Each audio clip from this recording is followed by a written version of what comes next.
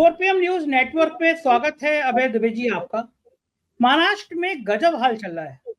कभी कभी कहते हैं कि जब सिर मुड़ाते ही ओले पड़ जाते हैं, वही वाला हाल महाराष्ट्र में चल रहा है। और एक कहावत और भी बड़ी चर्चित है कि जब बुरा वक्त चल रहा है तो ऊंट पर बैठे आदमी को भी कुत्ता काट लेता है। महाराष्ट्र में चुनाव की शुरुआत हुई उससे पहले छत्रपति शिवाजी, जिनको महाराष्ट्र में भगवान मानते हैं लोग, उनकी प्रतिमा गिर गई और लोगों ने कहा कि ये तो भ्रष्टाचार के तांडव मचा दिया। उज्जैन में महाकाल की मूर्तियां गिर गई, यहाँ पे छत्रपति शिवाजी की मूर्ति गिर गई और पता चला कि जो आर्किटेक्ट साहब थे उनने बड़ा झोल किया है। अभी इस अशुभ संकेत से, इस खराब मैसेज से उभरी हुई नहीं थी बीजेपी सरकार कि वहां के डिप्टी स्पीकर हैं नरहरी झिरवल, ये था बड़े नाराज थे। इनका मानना था कि ये जो धनगरों को आदिवासी आरक्षण में कोटा नहीं दिया जाए, अलग से उनके रिजर्वेशन की व्यवस्था की जाए, ये मांग कर रहे थे। 2 दिन पहले मुख्यमंत्री से मिलने गए और मुख्यमंत्री ने मिलने से मना कर दिया या मुलाकात नहीं हुई, टाइम नहीं दिया, जो भी बात। लेकिन आप सोचिए, डिप्टी स्पीकर बहुत बड़ी हैसियत रखता है किसी भी राज्य में, मुख्यमंत्री मिल ही नहीं रहा है उससे, और आज गुस्से में आए डिप्टी स्पीकर साहब और मंत्रालय की तीसरी मंजिल से कूद गए। वो तो अच्छा वो नीचे जालवाल बना हुआ था, वरना तो मंत्री डिप्टी स्पीकर साहब का भगवान ही मालिक था, राम नाम सत्य हो जाता। लेकिन आप सोचिए कि डिप्टी स्पीकर अपनी बात को मनवाने के लिए कूद रहा है। उस सरकार का अंदाजा लगा सकते हैं क्या वो सरकार में आम आदमी की बात कैसे सुनी जाती होगी। चुनाव सिर पर है, मतलब 10 दिन के अंदर घोषणा होनी है, 15 दिन के अंदर, 27 नवंबर तक सरकार बननी है। उससे पहले ये हाल महाराष्ट्र में कैसे संभालेंगे मोदी जी और कैसे संभालेंगे पवार साहब, तो क्या करेंगे शिंदे जी? पहली बात तो ये है कि ये खबर बहुत ही आश्चर्यजनक है और आश्चर्य होने के साथ साथ में दुखदायी भी है। तो आश्चर्य और दुख के मिले जुले भाव के साथ मैं इसकी ऊपर टिप्पणी कर रहा। एक राज्य का राज्य विधानसभा का जो उपाध्यक्ष है, उपसभापति है, डिप्टी स्पीकर, वो अगर प्रतिरोध करने के लिए कि उसकी बात नहीं मानी जा रही है, आत्महत्या करने की कोशिश करे, वो ये आत्मदाह के समान ही है। आपने जो खबर दी है, ये खबर मैंने नहीं पढ़ी थी, आप ही खबर दे रहे हैं पहली बार मुझे। तो अगर मैं इसका तात्पर्य निरूपण करूं, इसका मतलब निकालने की कोशिश करूं, तो ये एक तरह से वही है कि हम प्रतिरोध में लोग आत्मदाह कर लेते हैं, तो उन्होंने आत्मदाह करने की बजाय वो प्रतिरोध और क्षोभ के कारण जो है वो तीसरी मंजिल से कूद गए। ये तो एक तरह से देखा जाए कि एक बहुत अच्छी बात हुई कि उनको ज्यादा चोट नहीं लगी होगी, वो बीच में बड़ी जाली में अटक गए। चोट तो निश्चित रूप से लगी होगी, मुझे पूरी जानकारी नहीं है, और मैं कामना करता हूं उनके अच्छे स्वास्थ्य की। और साथ में मैं ये भी सोचता हूं कि आखिरकार वो क्या परिस्थिति रही होगी, वो क्या मानसिकता रही होगी जिसमें उन्होंने इस प्रकार का निर्णय किया, इस प्रकार का आत्मघाती निर्णय किया उन्होंने। देखिए, जो गरीब तबकों से लोग आए हुए होते हैं, आरक्षण उनके लिए एकमात्र सहारा है कि वो जीवन में अपने कैरियर को, अपनी प्रगति को कैसे आगे बढ़ा सकें, और कोई उनके लिए सहारा नहीं है। कारपोरेट दुनिया उनके लिए सहारा नहीं है। सरकार द्वारा दिया जाने वाला आरक्षण ही सहारा है। यानी जो भारतीय राज्य के जो संसाधन है, उन संसाधनों में से हिस्सा लेना, चाहे नौकरियों की शक्ल में हिस्सा लेना या कॉलेजों में दाखिले की शक्ल में हिस्सा लेना, यही उनके लिए एकमात्र सहारा है। ऐसे में वो लोग, उनकी बिरादरियां अपने नेताओं के नेतृत्व में संघर्ष करती हैं। वो मांग करती हैं कि उनको इस तरह का आरक्षण दिया जाए, उनसे लाभ हो। जो आरक्षण उन्हें दिया जाता है, उस आरक्षण का उन्हें लाभ नहीं दिखाई पड़ता है। तो जो लोग मान लीजिए ओबीसी में आरक्षित हैं, वो कहते हैं कि हमें आप अनुसूचित जाति में अनुसूचित जनजाति में आरक्षित कीजिए। जो अनुसूचित जनजाति, बहुत से लोग जो अनुसूचित जाति में आरक्षित नहीं है, वो कहते हैं हमें अनुसूचित जाति में आरक्षित किया जाए, दलित घोषित किया जाए। तो ये लगातार भारतीय लोकतंत्र में मैं पिछले कम से कम 20 साल से देख रहा हूं, इस प्रकार का संघर्ष जारी है। हर मुख्यमंत्री को इस प्रकार के संघर्ष को, इस प्रकार की मांग के प्रति संवेदनशील होना चाहिए। मुझे ताज्जुब होता है कि जो मुख्यमंत्री श्रीकांत शिंदे हैं, वो इसके प्रति संवेदनशील क्यों नहीं है। वो तब जबकि एकनाथ शिंदे, तब जबकि जब विधानसभा का उपसभापति उसके लिए उनके पास आ रहा है बातचीत करने के लिए। ये इससे बात बताती है कि कुल मिलाकर महायुति की जो सरकार है, उसके अंदर बड़ा निष्ठुर किस्म का माहौल है। हालत यह है कि इसके जो घटक दल हैं वो भी स्थिर नहीं है, उनकी आपसी संयोजन भी उनका स्थिर नहीं है।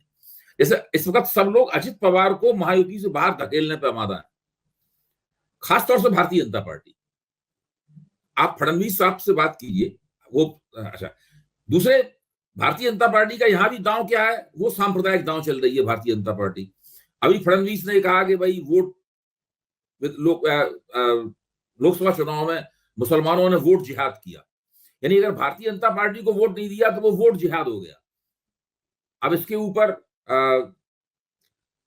एक टिप्पणी आई है शरद पवार की पार्टी के नेता की तरफ से। उस टिप्पणी में उन्होंने कहा है कि मान लीजिए गुजरात, बंबई में रहने वाले जो गुजराती हैं, वो सारे के सारे भारतीय जनता पार्टी को ही वोट देते हैं और किसी पार्टी को वोट नहीं देते, तो क्या उन्हें उनका वोट जिहाद, गुजरातियों का वोट जिहाद कहा जाना चाहिए? सही बात है। मैं ये कह रहा हूं कि जितनी बेतुकी टिप्पणी फडणवीस की है उतना ही बेतुका इसका जवाब है। लेकिन इस प्रकार की पूरी बहस जो महायुति के अंदर चल रही है, और महायुति अपने ही नेताओं के प्रति अगर निष्ठुर रवैया अपनाएगी, जैसे कि उपसभापति के प्रति अपनाया गया, तो ये उसकी जो मौजूदा हालत है, उस मौजूदा हालत को दर्शाता है। देखिए, इस महायुति का भविष्य अंधकारमय है। मुझे पूरा यकीन है कि विधानसभा चुनाव के बाद ये पूरी तरीके से बिखर जाएगा। और इसका पहला प्रमाण उस समय मिला जबकि अमित शाह ने भाषण देते हुए कहा कि इस बार महायुति की सरकार बनाओ और अगले लोकसभा के 2029 के चुनाव में विशुद्ध भाजपा का कमल खिलाओ। ये जो उन्होंने भाषण दिया, इस बात का सबूत है कि वो नहीं देखते, खुद अमित शाह भी नहीं देखते कि महायुति का भविष्य अगले लोकसभा चुनाव तक जाएगा। तो ये महायुति की स्थिति है। मुझे लगता है इसी विधानसभा चुनाव में और करारी हार के बाद में ये पूरा गठजोड़ जो है बुरी तरीके से बिखर जाएगा। अच्छा, ये इसका जनता में इम्पैक्ट किया जाएगा? जनता ये देख रही होगी कि भैया कभी मूर्ति गिर जा रही है, कभी डिप्टी स्पीकर कूद जा रहे हैं, ये कैसी सरकार चल रही है।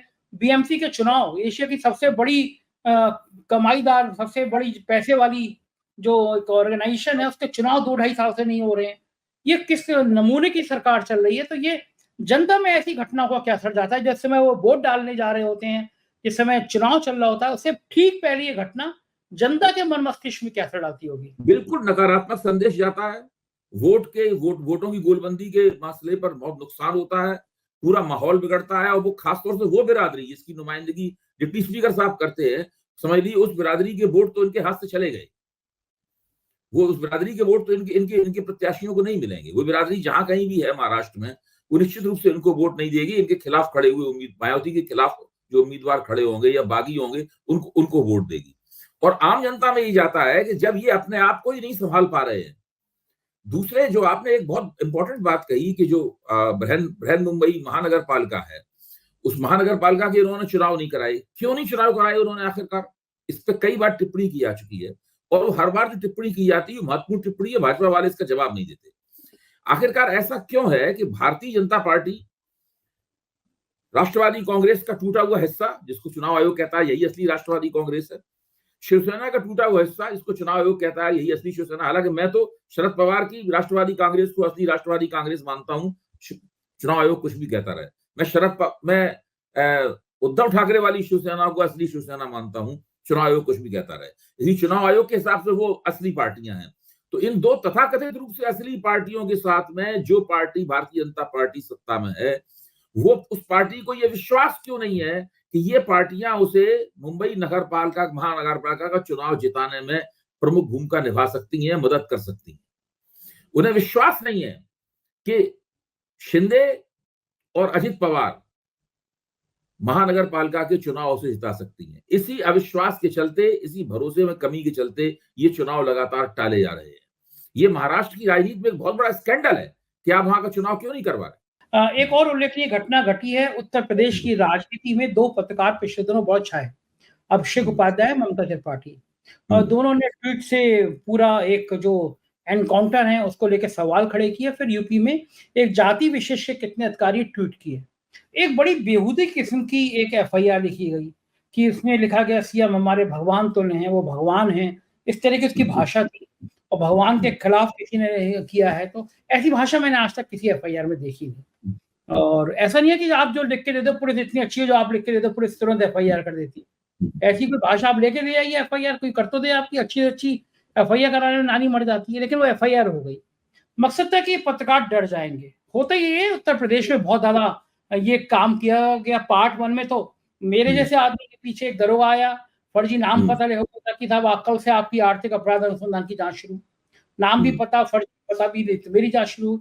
इस तरह का ट्रेंड रहा है कि बहुत सारे एनडीटीवी में नमक रोटी की खबर दिखाई उस पत्रकार पे एफआईआर, तो सरकार को लगता है पत्रकार डर जाएंगे। लेकिन उसके बाद जिस तरह अभिषेक उपाध्याय ने अपने ट्विटर की शब्द बाणों से हमला किया, पूरे उत्तर प्रदेश में शायद ही कोई जिला, कोई गांव गया होगा जब उसका ट्वीट वायरल ना हो। मतलब सरकार ने एफआईआर करा के पैर पे कुल्हाड़ी, मतलब कुल्हाड़ी पे पैर दे मारा अपना। आज सुप्रीम कोर्ट ने स्टे कर दिया और सुप्रीम कोर्ट ने कहा तो बड़ा, मतलब जो अभिषेक उपाध्याय का जो ट्वीट है उसके मुताबिक सुप्रीम कोर्ट ने कहा कि ये कैसे कर रहे हैं आप सब, कोई भी कार्रवाई पे रोक लगा दी पत्रकारों पे कि भैया ये तो व्यक्ति की आजादी है, पत्रकार कह सकते हैं। मतलब एक और फजीयत उत्तर प्रदेश सरकार ने करा ली। तो क्या ये योगी आदित्यनाथ को समझ नहीं आ रहा कि ये यूपी के ब्यूरोक्रेट हैं, ये एसटीएफ के एडीजी अमिताभ यश और बाकी इस तरह के जितने नाम काबिल अफसर हैं, पुलिस महकमे के अफसर हैं, गृह विभाग के अफसर हैं, ये मुख्यमंत्री की पूरी अंतरराष्ट्रीय स्तर पर फजीयत क्यों करा रहे हैं। दुनिया में मेरे पास लंदन से जर्नलिस्ट का फोन आया, बोले यूपी में क्या हो रहा है, ये तो बड़ा स्टूपिड तरह का काम अफसर कर रहे हैं वहां पे, पत्रकार पे ऐसी एफआईआर। सुप्रीम कोर्ट ने कहा कि नहीं साहब, कोई कार्रवाई नहीं होगी। आपका क्या कमेंट है? देखिए, आपने चूंकि अभिषेक के साथ मेरा काफी इंटरेक्शन हुआ, जब वो एबीपी चैनल पे मैं जाता था तो अभिषेक जी से मुलाकात भी होती थी, बातचीत भी होती थी, उनके साथ मैंने कई बार चर्चाएं पैनल में भी रहा। तो उन्होंने एफआईआर पर सीएम योगी आदित्यनाथ को जो जवाब दिया था, वो जवाब बड़ा दिलचस्प था। वो जवाब मैंने भी खूब पढ़ा, आपने भी पढ़ा होगा, और मैंने अपनी पत्नी को भी पढ़वाया जवाब। उस जवाब के कुछ हिस्से इस वक्त पढ़ के सुना देना चाहता हूं मैं आपको। जवाब तो लंबा है, पूरा नहीं पढ़ूंगा। आदरणीय योगी आदित्यनाथ जी, आपको आदरणीय सिर्फ इन्वर्टेड कॉमा में है, इसलिए लिख रहा हूं कि आपके नाम पर मेरे खिलाफ लखनऊ की हजरतगंज कोतवाली में जो एफआईआर दर्ज की गई है, उसमें आपको ईश्वर का अवतार बताया गया है। अब आप चूंकि वैदिक ग्रंथावली के एको अहम द्वितीयो नास्ति सिद्धांत के आधार पर हजरतगंज कोतवाली की एफआईआर में भगवान का दर्जा पा चुके हैं, इसलिए मैं न चाहते हुए भी आपको आदरणीय लिखने के लिए विवश हूं। आखिर मैं ईश्वर का अपमान कैसे कर सकता हूं? तो हे हजरतगंज कोतवाली के दस्तावेजों में दर्ज मेरे समय के ईश्वर, आप अपनी सरकार पर ठाकुरवाद के आरोप से इतना कुपित क्यों हैं? क्यों इतना व्यथित हैं आप? क्यों आपको लगता है कि आपके ईश्वरत्व पर कोई आघात हो गया है? आप 1-2 नहीं 36 एफआईआर मुझ पर करा दीजिए, मुझे उससे उतना ही फर्क पड़ता है जितना काशी के पंडितों की चुनौती के आगे अद्वैत सिद्धांत के प्रतिपादक आदि शंकराचार्य को पड़ा था।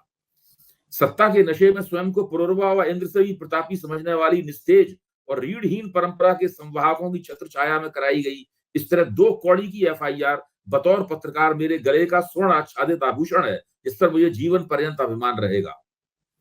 अच्छा, इसके बाद उन्होंने बहुत सारे सवाल पूछे हैं, जिसमें उन्होंने जो आरोप लगाए थे उन आरोपों को और भी ज्यादा पुष्ट किया है, फोर्टिफाई किया है, और बहुत सी बातें कही हैं। मैं तमाम बहुत सारे नाम है उसमें अफसरों के, हर नाम के पीछे सिंह लगा हुआ है, ये सब है। और इसमें एक बहुत दिलचस्प बात और है कि ऐसे बहुत से अफसर जिनके नाम के पीछे सिंह लगा हुआ है, लेकिन वो क्षत्रिय जात के नहीं है, क्योंकि सिंह लगा था इस चक्कर में उनको भी फायदा मिल गया। मतलब आप समझ सकते हैं कि आप ये पूरी है। मैंने आपने कहा वैसे मैंने फौरन उसको निकाल लिया, इसका ये ट्वीट फोटो स्टेट करा के गांव में बढ़ गया है।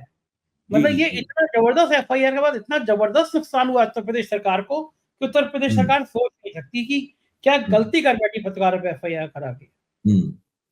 क्यों करते हैं? मतलब ये सरकार को क्यों नहीं लगता है? लिखा हुआ है, अंत में लिखा हुआ है कि आप अपना हुक्म उन पर चलाइएगा जिनके बेटे इसी लखनऊ में आपके ही राज में ताकत के रसूख में सरेआम एक गरीब को कुचल कर मार देते हैं। और उस सजाती पत्रकार के इस विभत्स मामले में लखनऊ पुलिस उसके बेटे का नाम तक अपनी जुबान से लेने में कांप जाती है।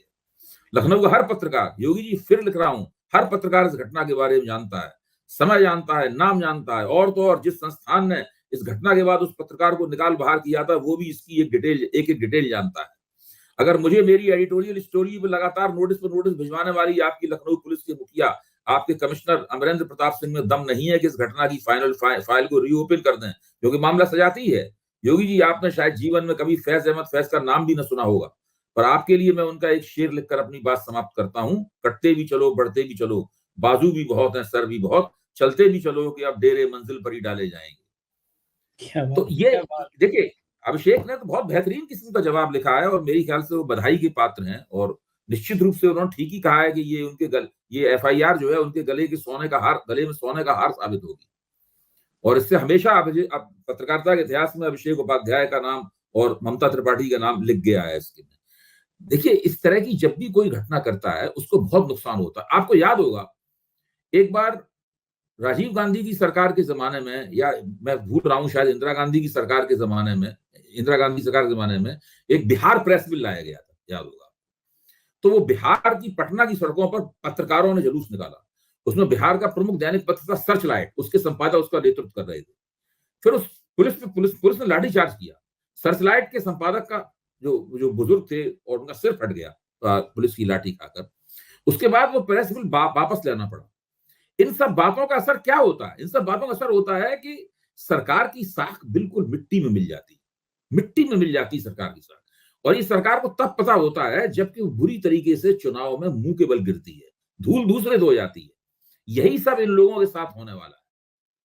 अब कुछ भी देखिए, अब तो मैं तो कभी आप इस बात को अलग से चर्चा कीजिए कि आजकल मोदी जी क्या कर रहे हैं और क्या नहीं कर रहे हैं।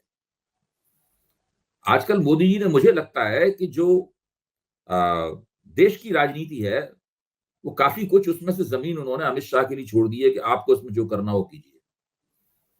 वो विदेश नीति पे जोर दे रहे हैं। उनको लगता है कहीं टिप्पस लग जाए, कोई युद्ध रुक जाए, उसमें उसकी भूमिका हो तो उन्हें नोबेल पीस प्राइज मिल जाए, नोबेल शांति पुरस्कार मिल जाए, तो उनका जो रिटायरमेंट पैकेज होगा वो बड़ा सुंदर होगा। तो इस प्रकार की तमाम कोशिशें, प्रयास चल रहे हैं। इनके ऊपर भी कभी हम लोग बात कर सकते हैं, आप चाहें कि ये कब कहाँ कैसे होगा। तो ये तो बहुत अभिषेक ने जो किया है वो बहुत महत्वपूर्ण है, बहुत अच्छा है। मैं एक बात पहले भी कह चुका हूं, फिर कह रहा हूं, जिस सरकार के ऊपर जातिवादी होने का आरोप लगता है और उसके प्रमाण भी दिए जाने लगते हैं सार्वजनिक जीवन में, वो सरकार अगला चुनाव नहीं जीतती है। अखिलेश की सरकार की भी आरोप लगे थे, वो अगला चुनाव नहीं जीते। इस सरकार की भी आरोप लगे, ये भी अगला चुनाव नहीं जीते।